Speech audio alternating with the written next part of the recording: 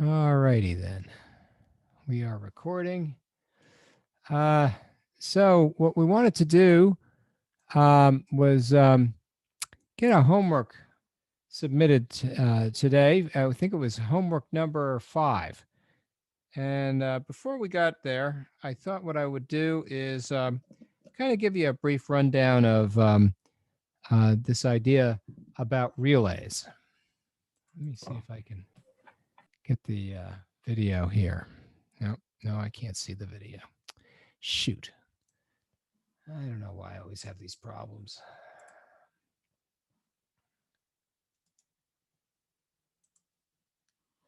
Oh well. So in any case, can you see this graph paper okay? Yes. Okay, very good. So what I would do is I would say, let's take a look at what happens when you create an electromagnetic switch. And so what we'll do is we'll get an electromagnet, and we will actuate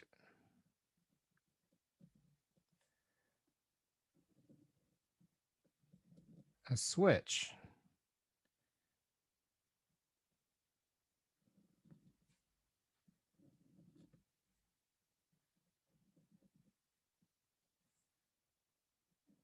And this will go into a battery.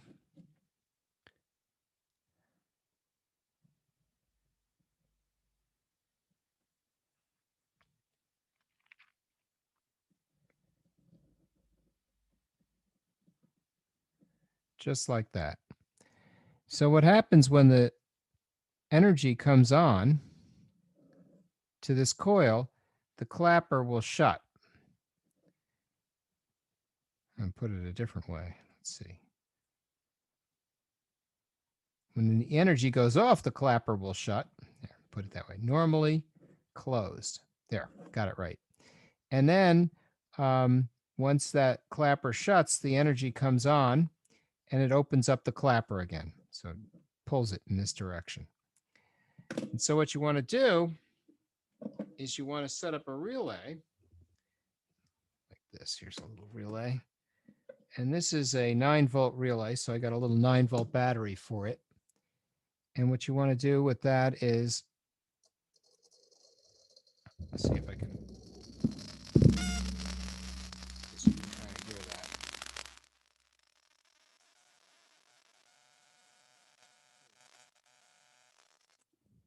A sickly sort of whine. So that's set up to buzz. That is an electric switch, not an electronic switch. If it was electronic, it might use a transistor. But because it's just using, essentially this electromagnet to cause the clapper to break the circuit, it effectively creates a monostable multi-vibrator square wave output, which you can use to drive your circuits. And in fact, this is described in a little bit of detail in the beginning of homework number 6. So that's sort of my little demo on relays. And relays are interesting because you can use their contacts to switch large currents with relatively small voltages. So if you have a small microcontroller, you can actually drive one of these coils directly. And Arduinos, for example, can do that.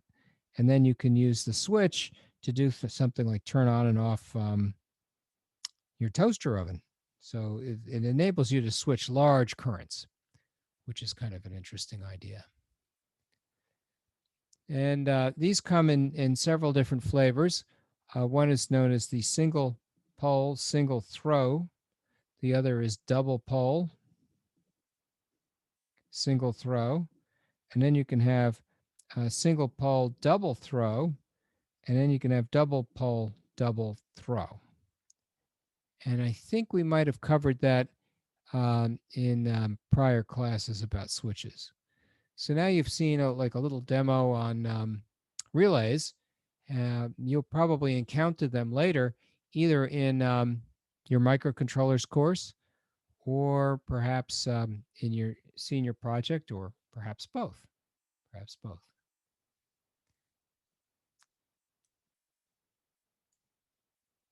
So what about that homework 5? Anybody got any questions about homework 5 at this point?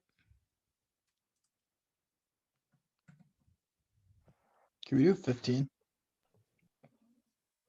Number 15, homework 5. Let's see if we can do that.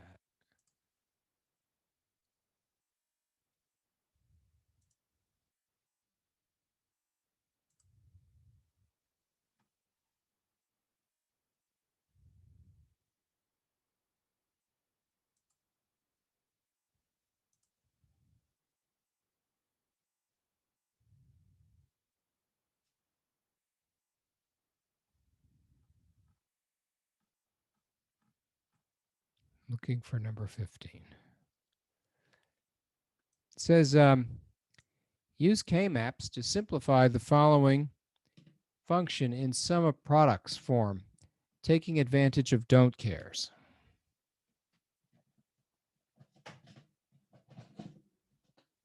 Switching my pen here because I think it's a little bit easier if I can use a darker color.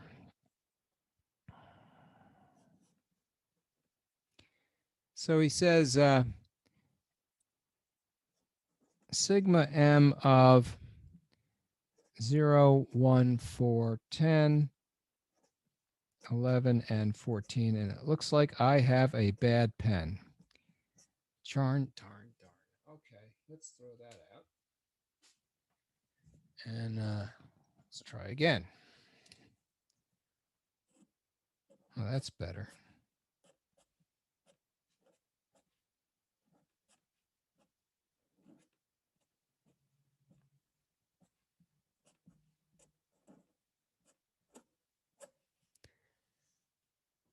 Uh, 5 and 15. So let's see now. It says here he wants a minimal form in sum of products. So what we'll do,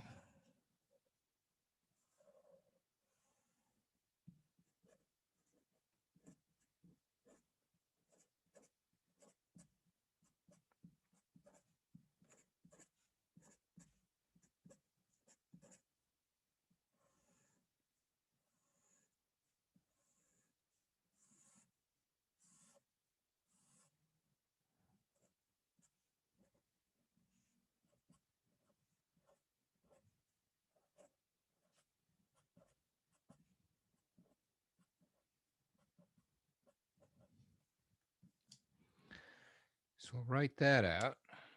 I'm going to switch pens now. He says 0, 1, 4, and 10. 11 and 14. And then don't cares on 5 and 15. All the rest are 0.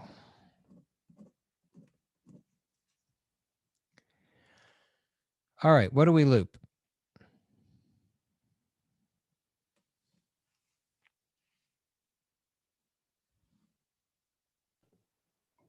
Zero, 4, 1, and 5.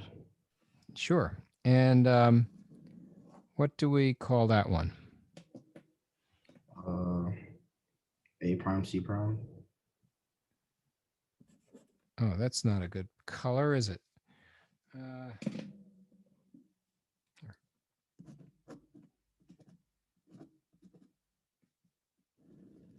That's correct. What else can I loop? 10, 11, 14, 15. Sounds good. And what do we want to call that one?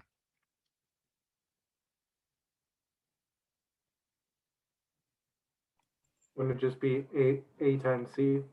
Yep, that's it. And so AC or A prime C prime is the answer for F.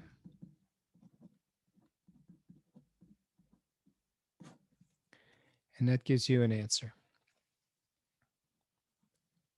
What do you think? Is it clear? Who got confused by this? Anybody?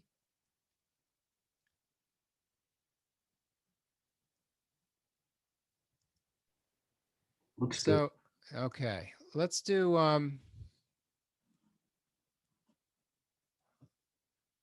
let's do this. Any other questions? Can you do number 8? Number 8. Number 8.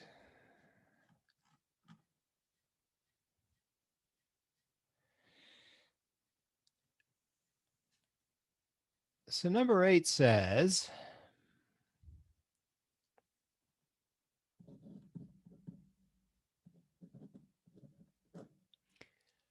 one, 2, 4, 5, 8, 14. 1, 2, 4, 5, 8, 1,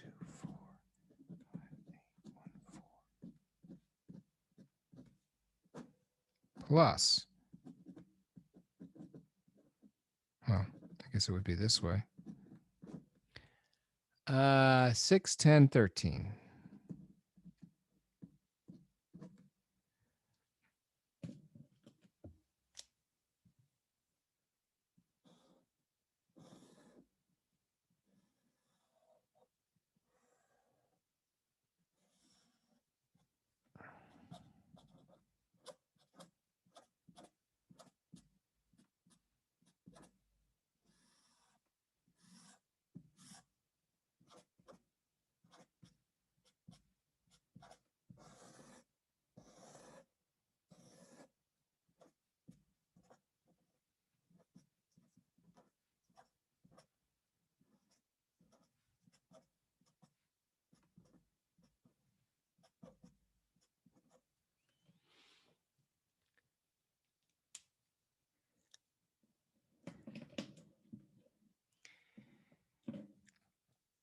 One, 2, 4, 5, 8, and 14.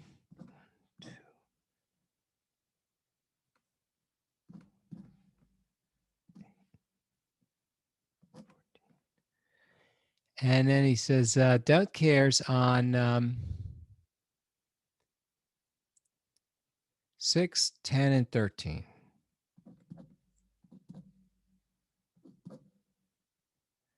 And all the rest are 0.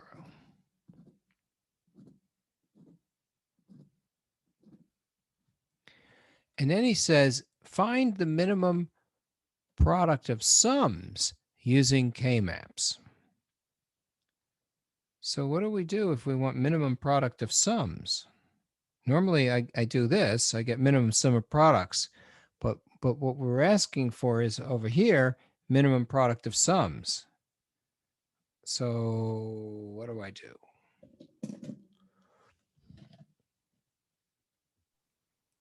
Do we like invert the primes and non-primes? Is that a thing? Well, the way I do it is I loop the zeros. So how would you loop the zeros? Um, what is that? 3, 7, 15, and 11? Yeah, that one. Sounds good. Sounds good. Look, I found another color. And what's the product term for the brown loop there? CD. Yes. And how do I loop some of these other zeros here? Get more zeros.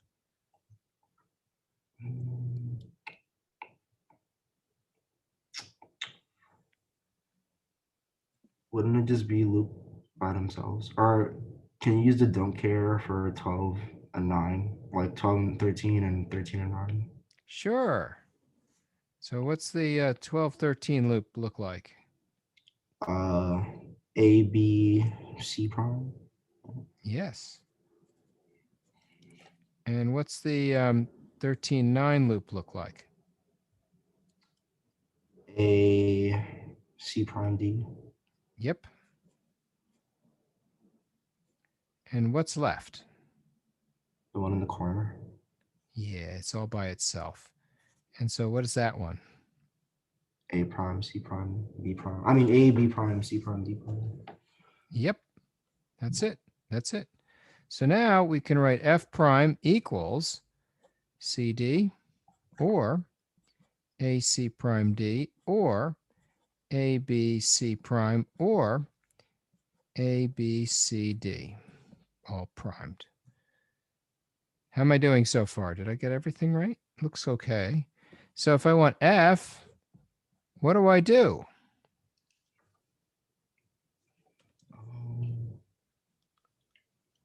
Don't you gotta like cancel out primes and non-primes? Like C and C prime cancel out. Is that a thing?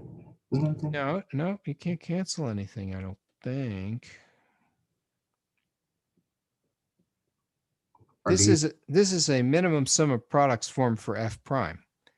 do you gotta make like would it be like C prime D prime plus A prime C D prime, that kind of thing? Exactly. Yes. So you need De Morgan's theorem.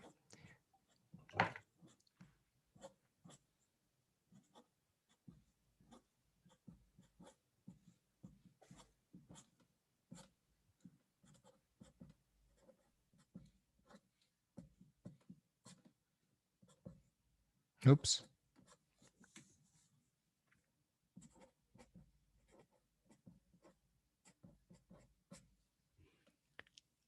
And that is what I got. Now, did I get it right? This is right. This is right. This is not right. And this is right. Why is this wrong? And that was supposed to be AD prime. Well, now just a minute here. It should have been AD. What's going on? Oh. That would have been the better loop. Oh, I see. Well, That's why it's not minimal. So then it's A D, which means this is gone, which means this is gone. And now you got the correct answer. There. Pardon my blemish. I looped wrong. Yeah, I got to. Actually, now that I think about it, I did what you told me. It's your fault. So there. No, it's my fault. I should have caught that. wait, so like whenever like I noticed on some of the homework problems, like when I was trying to solve it, I would get like 3 out of the 4 like combinations right. So like I should just always check to see if like I could get the biggest loop possible. Yes, and I should do that too, but I didn't because I forgot. Silly me. I'm looking for other pens to see if I can find something a little bit more visible. But that's what I got. Yep. Oops, hit the camera. So yeah, pretty cool actually. We got that working. What else?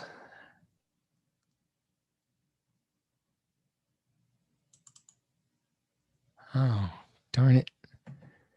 I double I have a click on. question. Yes. So in our digital design lab, our professor switched A and B. So it would be B and A in the K maps. You mean Professor Cavallo is not following the book? I assume well, let's see. I'm doing A, B, C, D like this. Right. Yeah. Now if I go, I suppose. Yeah, he does it opposite. He goes BC. I meant DC, BA. Well, you know what you could do is you could say it's A, B, C, D, right? Now let's look at the book. What do I see? A, B, C, D. So I don't know. I'm following the book. Yeah, if he doesn't want to follow the book, then you have to number your K-maps differently. You know what? I'm glad you told me. I'm going to call up Professor Cavallo and we'll have a nice chit chat. Because I think we should all try and follow the book. But you know what? It's a free country. If he wants to mix it up a little bit, I'm sure he could. But yeah, look at it. Look on the next page. This is consistent. I'm doing, I don't know, whether this makes it better or not, but I'm trying to be consistent with the book. So He showed us only once with DCBA, but I don't know if it was because of the example he gave us that he had to do it, or he always does it like that. okay, well, if it's just a one-time thing, maybe we shouldn't be making a mountain out of a molehill. But I'm checking myself to see that I'm using something consistent with the book. Now, having said it, right, I could say the book, which I mean our book, because if I switch books, then I have to change the way I do my K-maps. And surely I could do that. I mean, I have done K-maps other ways too. You know what? I'm making a note of it. I'm glad you mentioned it. I'm going to give him a friendly call, and we will discuss numbering K-maps. Because who doesn't want to, I mean, it's this sort of facetious questions, but who doesn't want to talk about numbering K-maps? So anyway, I'm numbering them the way I number them. I tried to be consistent with the book. I'm sure if Professor Cavallo is numbering it differently, he either has a good reason for it or he just kind of didn't pay attention to the book or something. So I'll make mention of it. Okay. What else? Okay, What do we got? thank you. Sure. I'm glad you mentioned it. Let's see. How about that homework 5? Anybody else got a problem with homework 5? Can you just go over a minute, like converting from min to max terms again? Sure. So what we did was over here, someone said, find the minimum sum of products. And when you want the minimum sum of products, you loop the ones and the don't cares. That's what minimum sum of products does. And someone over here said, find the minimum product of sums.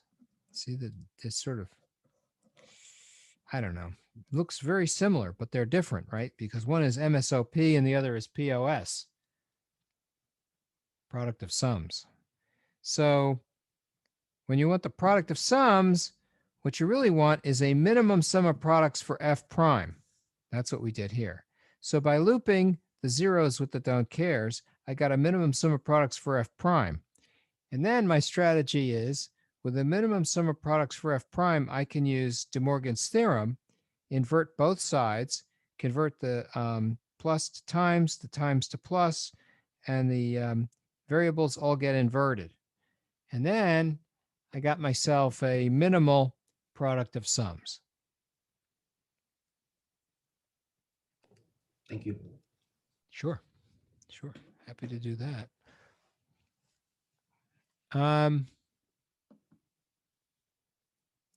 What else?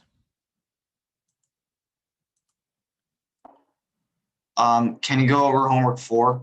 I mean, question 4 on homework 5. Yeah, question 4, homework 5. Let me see what I can do about that. Question 4.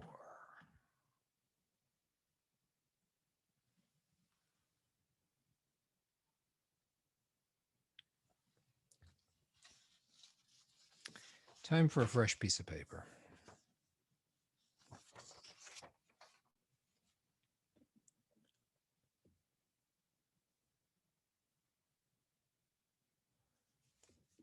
So it says,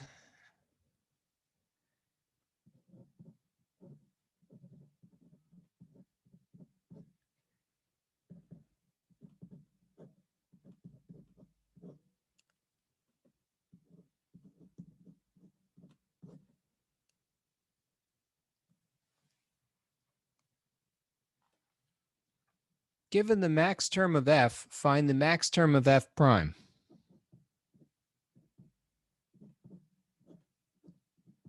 So what do we write?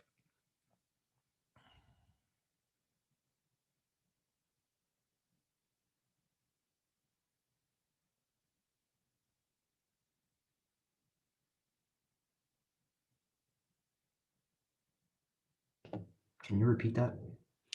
Yes. Question 4 says, given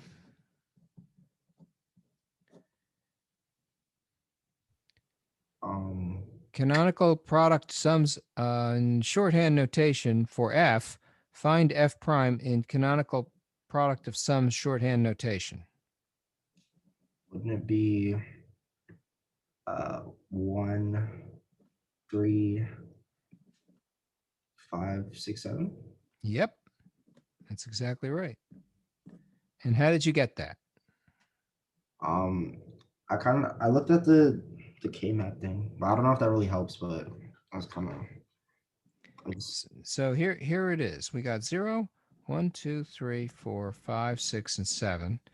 And members of the onset are here, here, and here. That's where the ones are. Everybody else is 0. Right?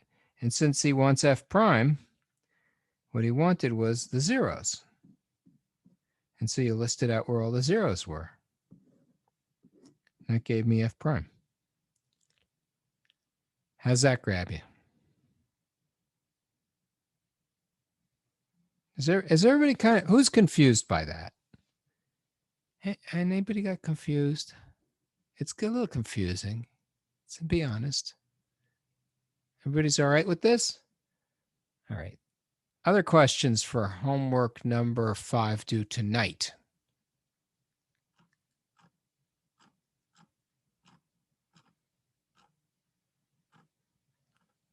All right, then. I got another homework coming up. It's homework 6.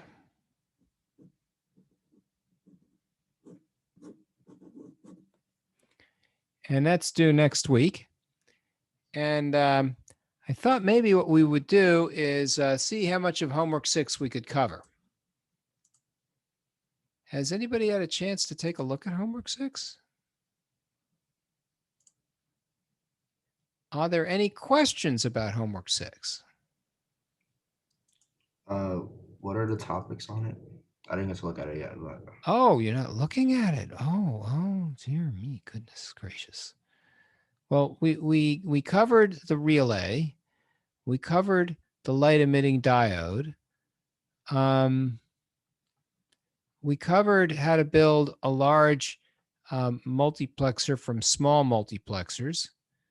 And the difference between an encoder and a decoder.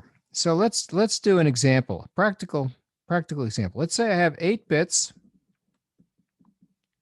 in a byte. And I want to transmit it from point A to point B using 2 wires. And I'm going to call this synchronous serial communication.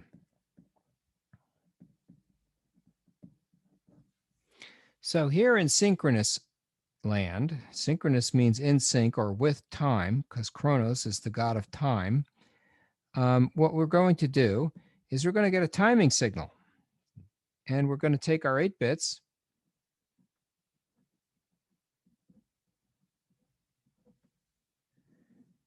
and we are going to put them into an 8-to-1 multiplexer, which will have a selector, A, B, C, which comes from a little counter. And the counter has an input, which we call a clock. And we know now how to make we'll call it a square wave pulse train. And we'll have one for the receiver as well.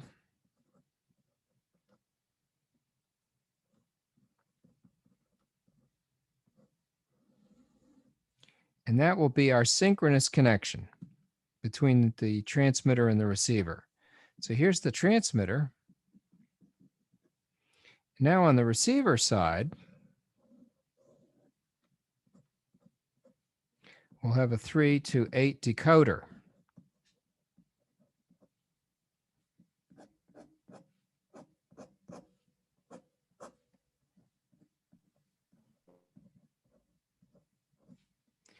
will have an enable on input, and this will have a multiplexer on output, and this distance could be long.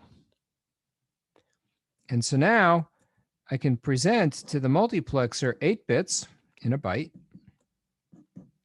The multiplexer can take the 8 bits and transmit them as 0 or 1. And now the set 1, 2, 3, 4, 5, 6, 7, 8. So now, as they come in, if A, B, and C are selected as 0, 0, 0, whatever is going into the enable, if it's a 1, will come out as a 1.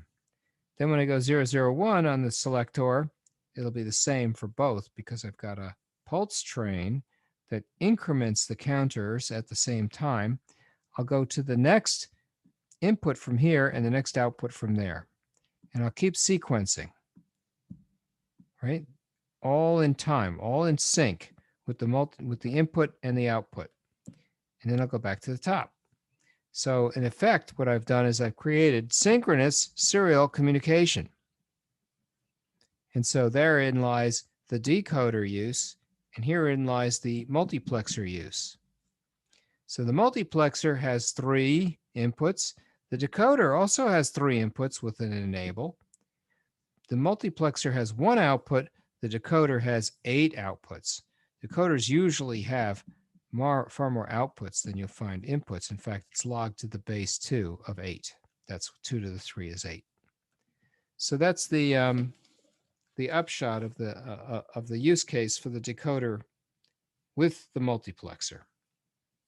And now we can transmit data over long distances in sync using a separate line for timing. What do you think of that? Oops. So that was homework. That's the upshot of homework 6. We're going to have multiplexers and decoders, and they're different things. Any questions here? Anyone got confused by the multiplexer versus the decoder? You could also call it a demultiplexer. And this could be called an encoder. So I can have multiplexer, demultiplexer, encoder, decoder. Same thing. Same thing. Encoder and multiplexer are synonyms. Decoder and demultiplexer are synonyms. And one is the dual of the other, right? You want both. You want to have both. Because they have 2 different roles, right? Any questions about homework number 6?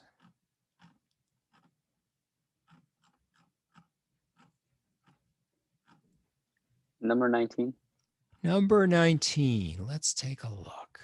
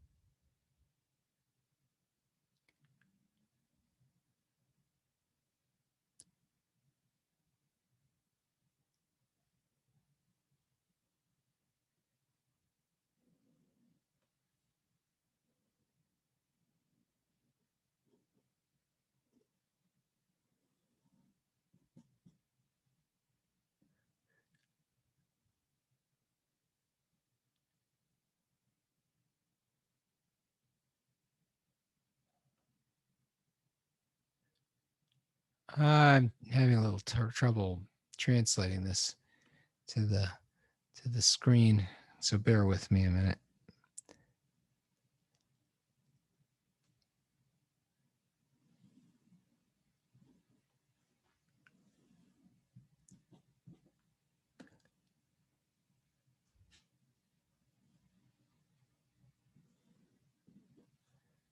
I see the logic behind this.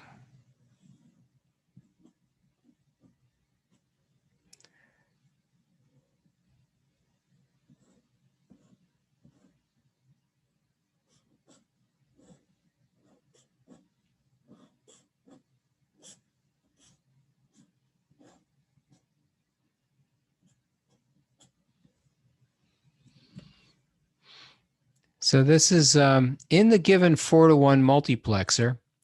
If C0 is 0 and C1 is 1, C1 is equal to 0 and, sorry, I got it backwards. C1 is equal to 0, C0 is equal to 1. What that says is this is going to be a 0 and that's going to be a 1. And so now we're selecting input number, which. So this is going to be a 1, so it comes in here. And this is going to be a 0, so it's going to be here. So it's this one. But it doesn't look that way, does it? If C1 is a 0, if C1 is a 0, then C1 prime must be a 1. If C0 is a 1, then C0 prime must be a 0. So you want to see where this is asserted and that is asserted. And that'll be right in through here. And so it looks like X1 is being passed through.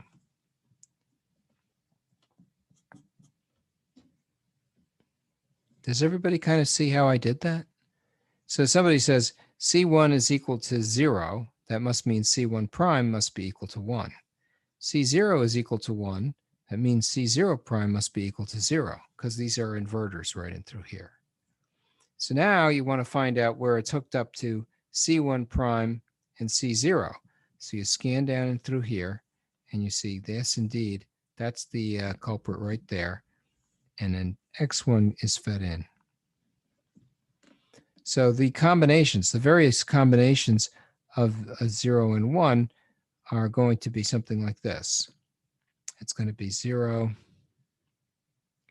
And then this is supposed to be 1, 0. And this is supposed to be 1, 0. And then this is supposed to be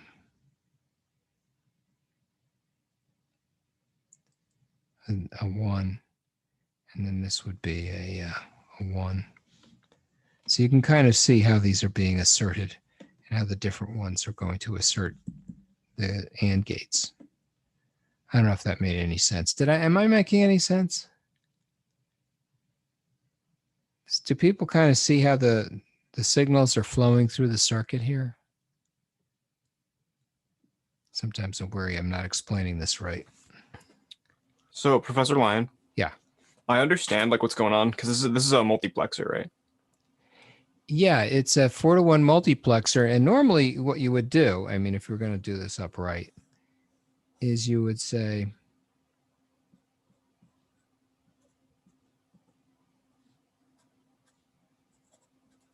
right? And then you have a single output F. And then you choose what the inputs should be, right? And you'd say, well, if it's 0, 1, then you'd pick 1. But the way this is wired, well, maybe it is 0, 1. Yeah, 0, 0, 1.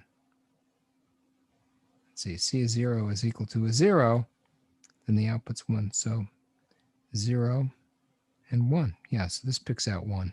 So it picks out X1. So this is picking out that when 0, 1 are input. And that's because of how we've wired up the AND gates to the selector inputs. So if this were A prime, B prime, that's like a 4-to-1 multiplexer. How's that? So the 0, 1, 2, and 3 are the X's, and then the top is the selectors, right? In the Yeah. circuit. I'll do it like this.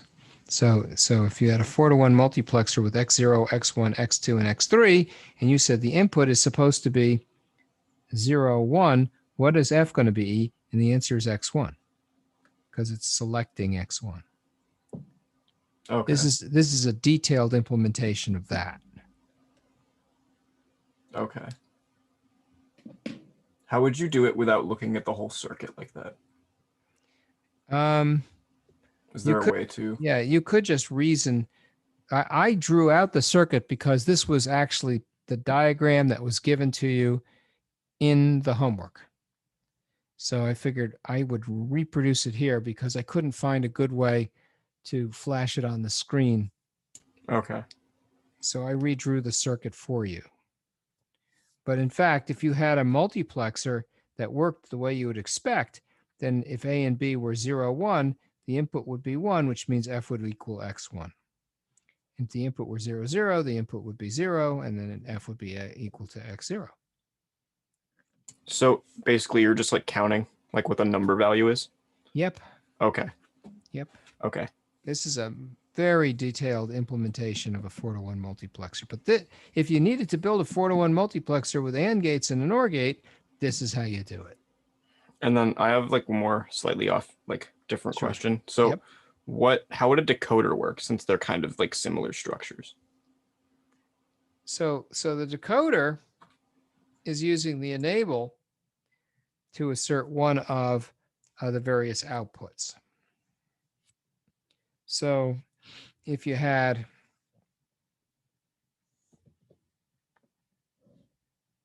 an enable on input,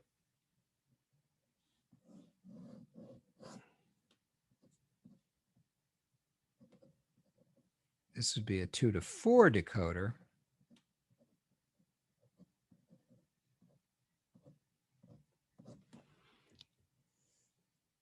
And so then you would have AB being used to select 0 and the enable. And so it looks structurally very similar to what you have here on the left. But in fact, you're using the enable, one enable instead of multiple inputs here, using a single enable and then a selector. So it's kind of like doing the reverse of a multiplexer. Yep. Okay. Yep. So for 0, the input would be A prime, B prime, and the enable. For the next one, it would be A prime B with an enable. ... So you're basically counting in binary. So you count like this: 0, 0, 0, 1, 0, 1, 1. And so for this one, you'd say that's A B prime, that's A prime B, that's A B both prime, that's A B neither prime. And so you take each one of these product terms and you would feed it into an AND gate along with an enable. And the enable would be wire ORed to all the AND gates. You take all the AND gate outputs, put them into an inverter. An OR gate, and there you go. And you'd kind of like use that sort of like counting method to figure out in the decoder what the original input was. Yes. Similar to the way that you find out what the function would be in the multiplexer. Like it's kind of like the same thing, just in different orders, sort of. That's right. So what you're really doing is this is like a canonical form. So the way it comes out when you're done is enable times A, B, both prime, or enable times A, B, only A prime, plus enable times A, B, only the first one's prime, plus enable times A, B, nothing prime. And then that is F. And so now you can see 0, 0, 1, 0, 1, 1, 0, 1, 1. Okay, that makes sense. Thank you. Sure. Any other questions we got here on homework number 6? was thinking maybe we ought to think about that midterm. When is that midterm anyway? Didn't we say it was going to be this coming Thursday? This Thursday, right? Yeah, that sounds right. So, yep, midterms this Thursday. Everybody will get ready. Okay. Nobody said anything. I'm very surprised. We're met for the midterm. No, the midterm is not this Thursday. I just figured someone would say something. Right. So midterm is going to be after we're done with homework 7. Homework 7 is going to be due the week after next. And we're going to give ourselves about a week or two to review for the midterm. And what I'm going to ask you to do is some reading. And so let's have a look in the book to see where we're going on this.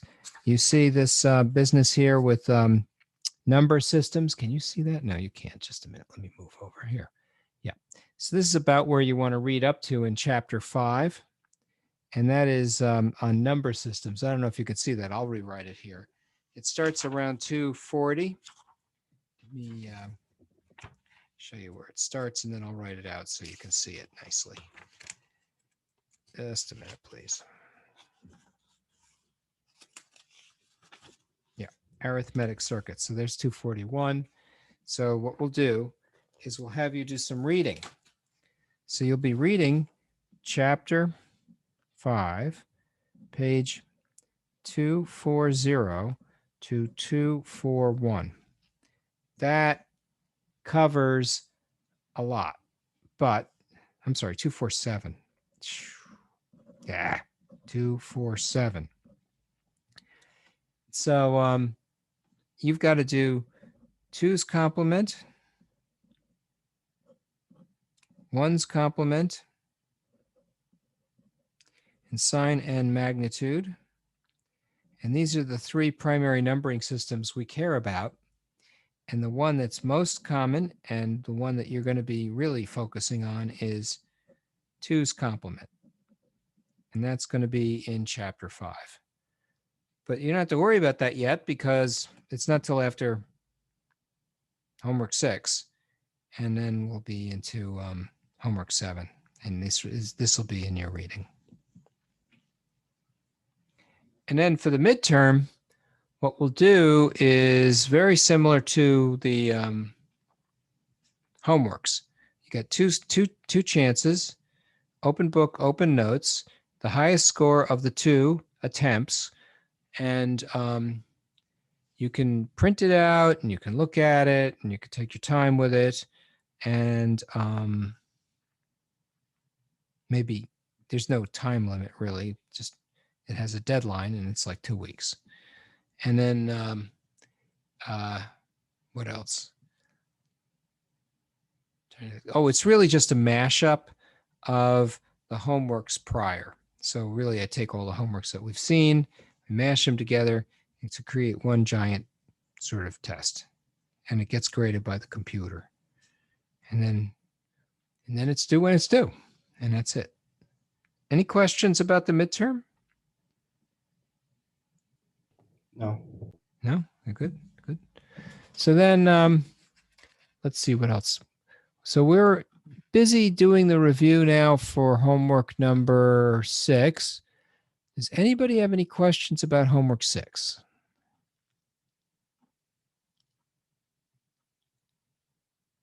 Really? No questions? Number So, 20. Number 20. Number 20. Let's look at number 20.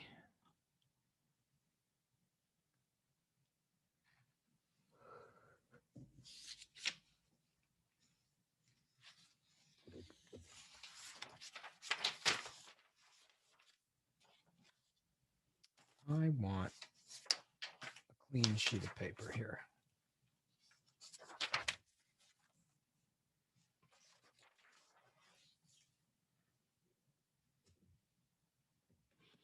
So, number 20.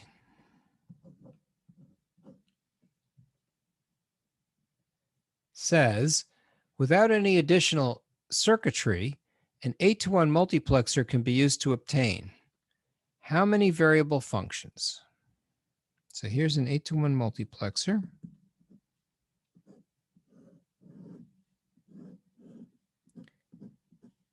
A, B, C. It's got an input 0, 1, 2, 3, 4, 5, 6, and 7.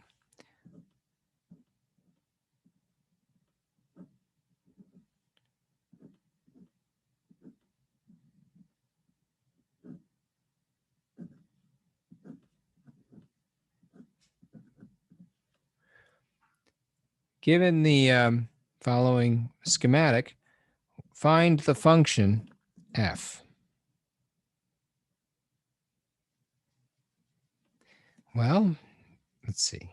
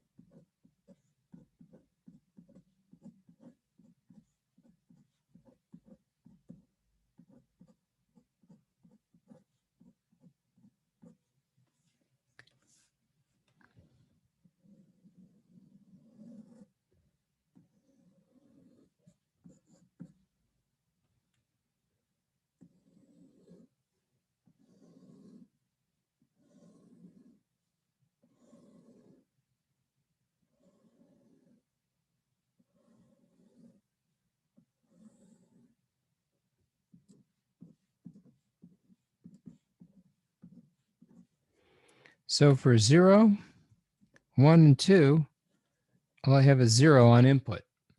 So I write zeros here. For 3, 4, and 5, all I have is 1 on input. So I write 1s here. For 6, it says I have D on input. So I write 0, 1 for D. And for 7, it says I have D prime on input. So I write 1, 0. And that's F. So I can implement an arbitrary 4-variable function with an 8-to-1 multiplexer because I use the least significant bit or its inverse as an input, as well as the constants that I may or may not need. How's that grab you? Professor Lyon, why are you putting each, like in the truth table, why are you cutting them into groups of 2? Because I only have A, B, and C as the least significant, as the most significant 3 bits. And so whenever A, B, and C are changed, let's see if I can do this neatly. So if A, B, and C are 0, 0, 0, as in over here, then I know the input must be 0. And now it doesn't matter what D is because we just put a constant in. So if D is 0 or 1, it doesn't matter, the output's 0.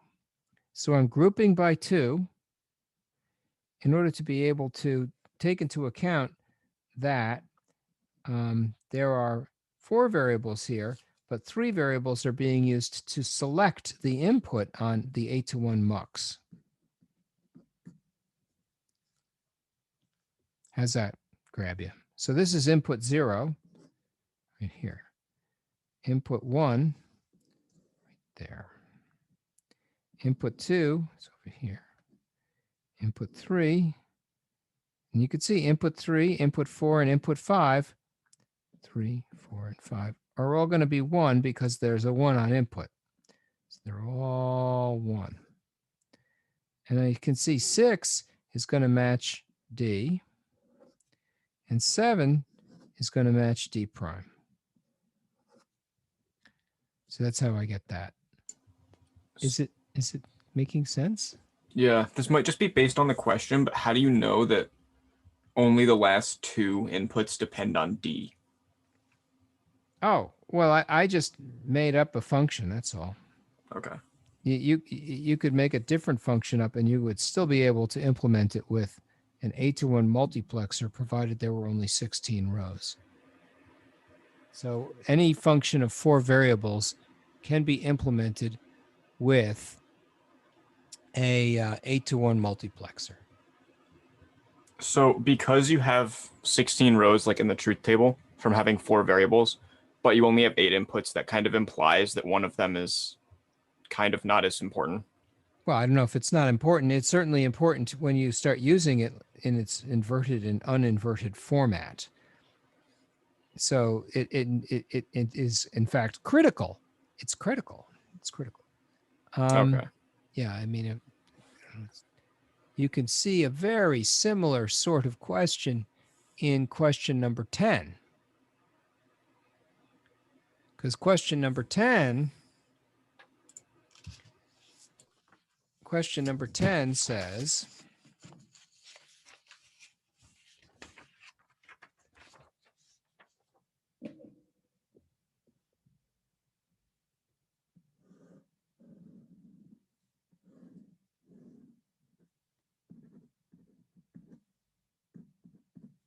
and this is an 8-to-1 multiplexer.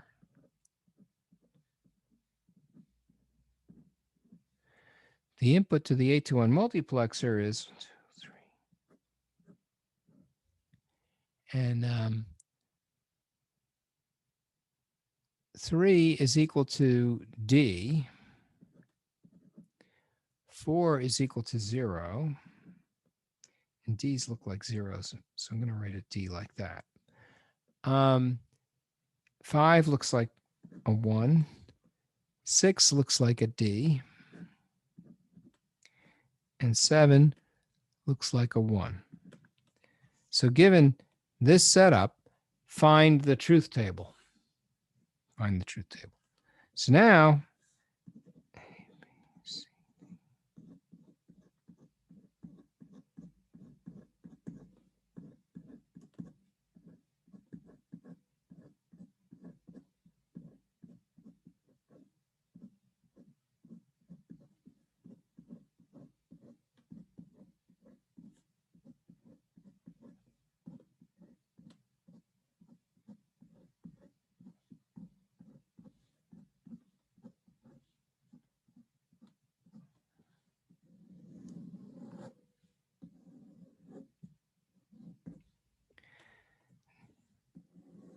Group by 2.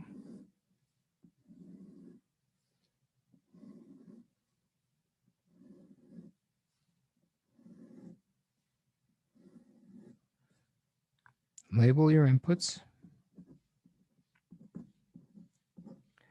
So input 0, 1, and 2, 0, 1, and 2 are all going to be 0.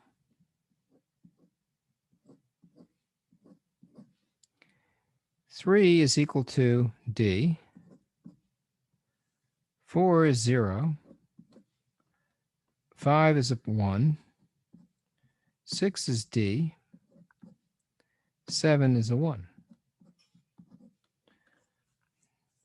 That's an answer.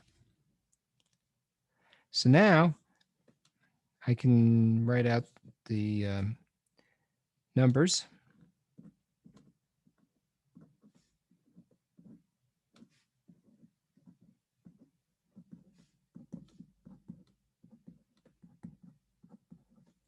And now I can write out the minimal sum of, well, I can write out the canonical sum of products in shorthand notation. And it's going to be 7, 10, 11, 13, 14, 15.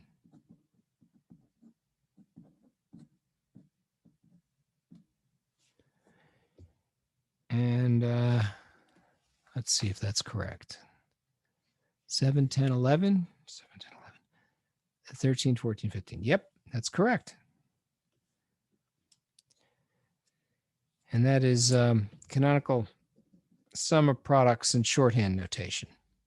And it is the correct answer to the question, which is known as question number 10, which nobody asked me about. But since you were asking about grouping by 2, that's how you approach the problem. Okay, thank you. What's the other like piece of the diagram there? I'm just kind of looking at it, like wondering, I guess, what it is, because the multiplexer is on the right, right? What's the thing on the left for 10? Okay, so there's a keypad. That's a schematic well, let's see. What's being shown here is a way to generate all possible combinations of the binary output using a counter.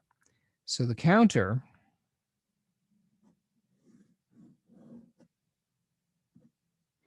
has a clock with a pulse train going in, and there's a D port on the counter as well. And the D port goes in through here and goes in over there. Forgive my slop. There also happens to be a clear and a load, which are, the load is all grounded, so it's not being used. So that's actually a schematic capture output that you're looking at called LogicWorks, which lets you simulate these things. So it's a real world, well, real world. It's a computer aided design schematic capture facility, for lack of a better term. Schematic capture means you get to draw the schematic, and then it does the simulation in this case. And sometimes it'll even lay out the printed circuit board depending on how good your program is. Any other questions about homework number 6? That was fun, wasn't it? Wasn't that fun? Yes, Professor Lyon, very fun. Yes, sir. Very fun, very fun.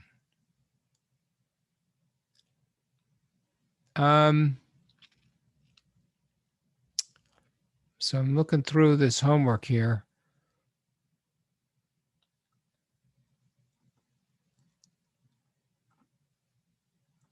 I think it only has 20 questions, so it's really, we kind of hit upon many of the questions already. Can we do 11? Question 11. Sure.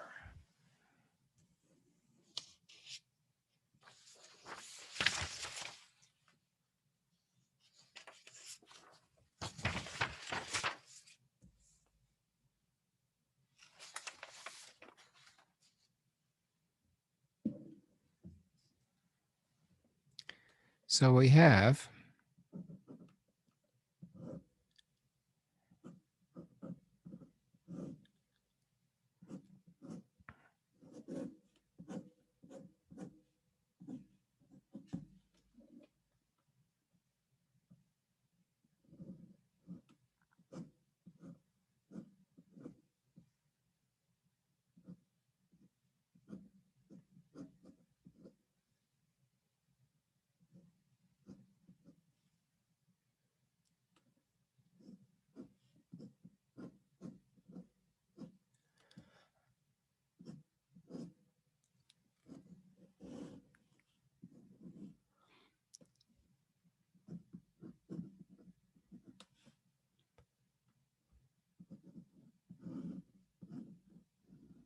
there. Did I capture that properly?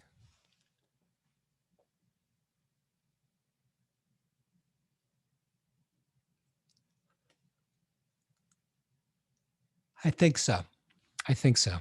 This one here, this gate is a NOR gate, and it says in the directions, the first gate to the left is a NOR gate. So I think that worked. So let's take a look. From here, I see A prime. From here, I see B prime. From here, I see A or B inverted. From here, I see A or B. From here, I see A prime times A or B. From here, I see A or B. And then I have B prime times A or B. And now I can cross multiply so that A prime times A is 0, but A prime times B is A prime B. And here I have A B prime. And then I OR these two things together and I get A prime B or A B prime. Oops.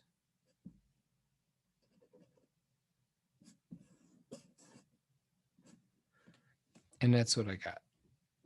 So that goes away. This is remaining. That's remaining. And that's equal to A exclusive OR B. How about that? And yes, that is a correct answer. Does everybody sort of see how I did that? I kind of scoped out the circuit in steps. You have to go in steps with this stuff. You can't just look at it and know what it means. Is it making sense, everyone? Who got confused? Nobody? I'm just a little confused how you figure out what's A prime or like B prime. So if it went through an inverter, A becomes A prime. And then over here, it's A. Here it's B, but then it went through an OR gate and it became A or B inverted. Right? Because Oh, okay. yeah. So that NOR gate has an inverter on the output because it's got a little bubble on its nose. So if it goes through an inverter again, it gets rid of the prime? Correct. Okay. Two wrongs make a right. Right? So it's this way.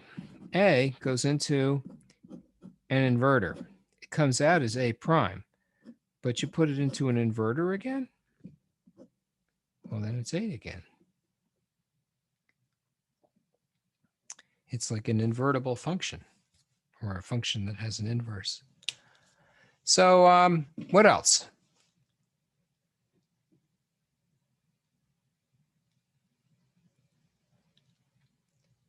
Well, I think that's sort of where we are here for now.